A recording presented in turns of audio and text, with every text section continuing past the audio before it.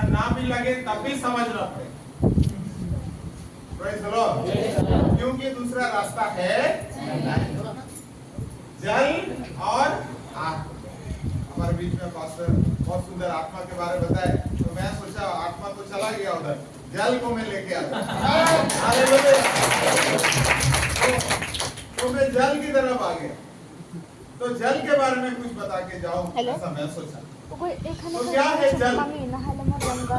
Bible बताती है विश्वास करने वाले लोगों के हृदय से जीवन जल की नदियां निकली। हालेलुया। यिर्मयाह 1:9 में वचन पास्टर जी बोले, वो मेरे लिए बहुत फेवरेट है। मैं अपने वचन को तेरे मुंह में रख छोड़ा हूँ। क्या करके छोड़ा हूँ? रख छोड़ा हूँ।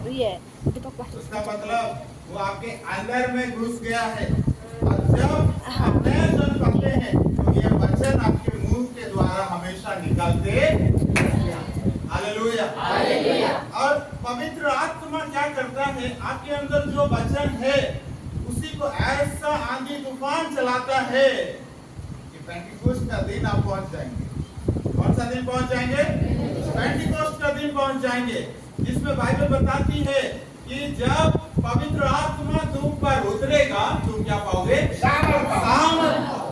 क्या पाओगे? सामर्थ। जब सामर्थ पाओगे आप क्या बन जाओगे? आप गवाह बन जाओगे। क्या बन जाओगे? गवाह बन जाओगे। ये बहुत जरूरी है मेरे प्यारों, आपको गवाह बनना है। क्या बनना है?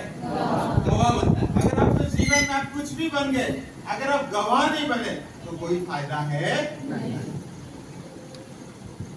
गवाह बनने के लिए आपको इस दुनिया में भेजा गया, आपको गवाह बनने के लिए दुनिया में बुलाया गया। आपको और कुछ बनना है नहीं बनना है वो नहीं पता, लेकिन एक चीज पता है, आपको क्या बनना है? गवाह बनना है। किसका गवाह? परमेश्वर का गवाह, यीशु मसीह का गवाह। मैं जस्ट थोड़े शब्दों में कुछ चीज बताना चाहूंगा। बहुत प्रकार के गवाह हैं, उसमें से मैं एक गवाह का बारे बताऊंगा, एक गवाह नहीं 3 गवाही के बारे बताऊंगा। पहला यूहन्ना